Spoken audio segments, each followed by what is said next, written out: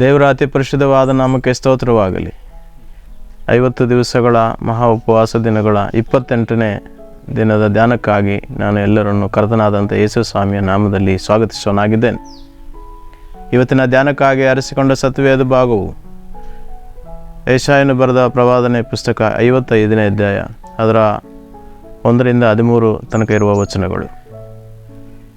ಈ ಒಂದು ಭಾಗವನ್ನು ನಾವು ನೋಡುವಾಗ ವಿಶೇಷವಾಗಿ 53ನೇ ಅಧ್ಯಾಯದಿಂದ 55ನೇ ಅಧ್ಯಾಯದ ತನಕ ನೇರವಾಗಿ ಬರಲಿಕ್ಕಿರುವ ಮೆಸ್ಸಿಯನ ಬಗ್ಗೆ ಕುರಿತು ಬರೆದಿರುವಂಥ ಒಂದು ವಿಚಾರವಾಗಿದೆ.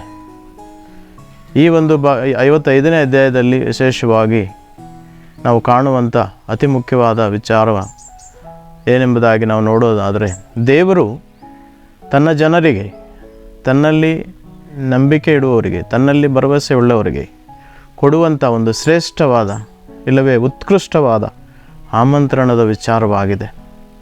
ಇಲ್ಲಿ ಮೊದಲ 5 ವಚನಗಳನ್ನು ನಾವು ಗಮನಿಸೋದಾದರೆ ದೇವರು ನಮ್ಮನ್ನು ಆಹ್ವಾನ ಮಾಡುತ್ತಾ ಇದೆ. ಅಲ್ಲಿ ಮೊದಲನೇ ವಚನದಲ್ಲಿ ಹೇಳಿರೋ ಪ್ರಕಾರವಾಗಿ, ಎಲೈ ಬಾಯಾರಿದ ಸಕಲ ಜನರೇ ನೀರಿನ ಬಳಿಗೆ ಬನ್ನಿರಿ, ಹಣವಿಲ್ಲದವನು ಸಹ ಬನ್ನಿರಿ, ಕೊಂಡುಕೊಳ್ಳಿರಿ, ಉಣ್ಣಿರಿ, ದ್ರಾಕ್ಷಾರಸವನ್ನು ಹಾಲನ್ನು ಹಣ ಕೊಡದೆ ಕ್ರಯವಿಲ್ಲದೆ ತೆಗೆದುಕೊಳ್ಳಿರಿ ಎಂಬುದಾಗಿ ಅಲ್ಲಿ ಬರೆಯಲ್ಪಟ್ಟಿದೆ. ಅದರ ಅರ್ಥ, ದೇವರು ನಮ್ಮನ್ನು ತನ್ನ ಕೃಪಾಪೂರ್ಣವಾದ ಮನಸ್ಸಿನಿಂದ, ತುಂಬಿದ ಹೃದಯದಿಂದ, ಸಂತೋಷದಿಂದ, ಆತನ ಅಮೂಲ್ಯವಾದ ಪ್ರೀತಿಯಿಂದ ನಮ್ಮನ್ನು ಆಜ್ಞಾಪೂರ್ವಕವಾಗಿ ಆತನು ಆಮಂತ್ರಿಸ್ತಾ ಇದ್ದಾನೆ, ಕರೆ ಕೊಡ್ತಾ ಇದ್ದಾನೆ. ಯಾಕೆ ಎಂಬುದಾಗಿ ಹೇಳಿದರೆ, ಆತನ ಮೂಲಕವಾಗಿ ಆಮಂತ್ರಣವನ್ನು ಹೊಂದಿದವರಾಗಿ, ಸತ್ಯವನ್ನು ಅರಿತವರಾಗಿ, ಆ ಸತ್ಯದ ಮಾರ್ಗದಲ್ಲಿ ನಾವು ಮುಂದೆ ಸಾಗುವುದಾದರೆ ಆತನ ಒಂದು ಕೃಪಾಪೂರ್ಣವಾದ ವಿಚಾರವನ್ನು ನಾವು ಆಳವಾದ ರೀತಿಯಲ್ಲಿ ಅರ್ಥ ಮಾಡಿಕೊಳ್ಳಿಕ್ಕೆ ಸಾಧ್ಯವಾಗುತ್ತದೆ. ಆ ನಿಟ್ಟಿನಲ್ಲಿ ನಾವು ಆತನ ಪ್ರೀತಿಯನ್ನು, ಆತನ ಕೃಪೆಯನ್ನು ಅರ್ಥ ಮಾಡಿಕೊಳ್ಳುವಂಥದ್ದು ಬಹಳ ಮುಖ್ಯವಾದ ವಿಚಾರವಾಗಿದೆ. ನಮ್ಮ ಕ್ರಿಸ್ತಿಯ ಜೀವನದಲ್ಲಿ, ನಮ್ಮ ದಿನನಿತ್ಯದ ಜೀವನದಲ್ಲಿ ಅದನ್ನು ಪರಿಪೂರ್ಣವಾದ ರೀತಿಯಲ್ಲಿ ಅರ್ಥ ಮಾಡಿಕೊಂಡಾಗ ಮಾತ್ರ ಆತನ ಮಕ್ಕಳಾಗಿ ನಾವು ಜೀವಿಸಲಿಕ್ಕೆ ಸಾಧ್ಯವಾಗುತ್ತದೆ.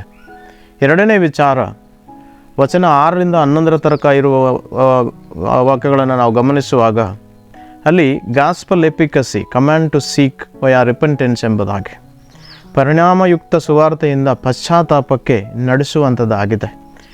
ದೇವರು ನಮಗೆ ಆಹ್ವಾನ ನೀಡಿ ಸುವಾರ್ತೆಯ ಮೂಲಕವಾಗಿ ಆಹ್ವಾನ ನೀಡುವಾಗ ನಾವು ಪಶ್ಚಾತ್ತಾಪದ ಮನೋಭಾವನೆಯಿಂದ ಅದನ್ನು ಸ್ವೀಕರಿಸಿದಾಗ, ಆತನನ್ನು ಹುಡುಕುವಾಗ ಆತನ ಕೃಪೆಯ ಮೂಲಕವಾಗಿ ನಾವು ರಕ್ಷಿಸಲ್ಪಡ್ತೇವೆ.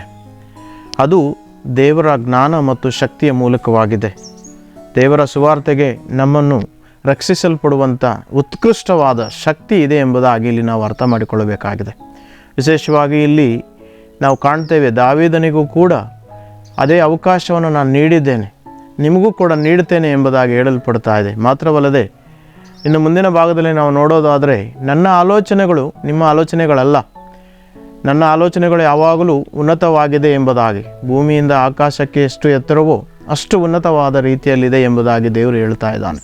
ಅಂದರೆ ನಾವು ನಮ್ಮ ಪಾಪಗಳಿಂದ ದೇವರಿಗಿಂದ ದೂರವಾಗಿದ್ದೇವೆ, ನಾವು ಶಾಪಗ್ರಸ್ತವಾಗಿದ್ದೇವೆ. ಆ ಕಾರಣದಿಂದ ಆತನ ಕೃಪೆಗೆ ಅನುಸಾರವಾಗಿ ನಮ್ಮನ್ನು ಆತನು ಬಿಡಿಸಲಿಕ್ಕೆ ಮನಸ್ಸುಳ್ಳಂಥ ದೇವರಾಗಿದ್ದಾನೆ. ಬಿಡಿಸಿ ಆತನ ಮಕ್ಕಳಾಗಿ ಅಂಗೀಕಾರ ಮಾಡಿ ಆ ಒಂದು ಶಾಂತಿಯಲ್ಲಿ, ಸಮಾಧಾನದಲ್ಲಿ ನಮ್ಮನ್ನು ನಡೆಸಲಿಕ್ಕೆ ಮನಸ್ಸುಳ್ಳ ದೇವರಾಗಿದ್ದಾನೆ. ಅದನ್ನು ಅರ್ಥೈಸಿಕೊಂಡು ನಮ್ಮ ಜೀವನದಲ್ಲಿ ನಾವು ಆತನ ಮಾರ್ಗದಲ್ಲಿ ನಡೆಯುವುದಾದರೆ ನಾವು ಪಾಪ ವಿಮೋಚನೆಯನ್ನು ಹೊಂದಿ ಆತನ ನಾಮದ ಮೂಲಕವಾಗಿ ರಕ್ಷಿಸಲ್ಪಟ್ಟವರಾಗಿ ಸಂತೋಷದೊಂದಿಗೆ, ಸಮಾಧಾನದೊಂದಿಗೆ ಆತನಲ್ಲಿ ಜೀವಿಸಲಿಕ್ಕೆ ಸಾಧ್ಯವಾಗುತ್ತದೆ. ಮೂರನೇದಾಗಿ, ಗಾಸ್ಪಲ್ ಸೆಲೆಬ್ರೇಷನ್ ಎಂಬುದಾಗಿ, it is opportunity to celebrate.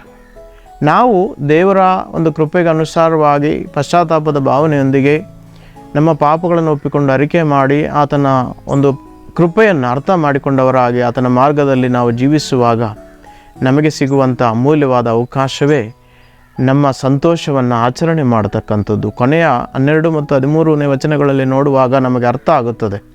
ಅಲ್ಲಿ ನಾವು ನಮ್ಮ ಸಂತೋಷವನ್ನು ತೋರ್ಪಡಿಸುವಂಥದ್ದು, ಆಚರಿಸುವಂಥದ್ದು ಆಗಿದೆ. ಒಂದು ಔತಣ ಕೂಟವಾಗಿ ಆಚರಣೆ ಮಾಡುವಂಥ ಒಂದು ಅವಕಾಶ ಆತನ ಮಕ್ಕಳಾಗಿ ನಮಗೆ ಸಿಕ್ಕಿದೆ.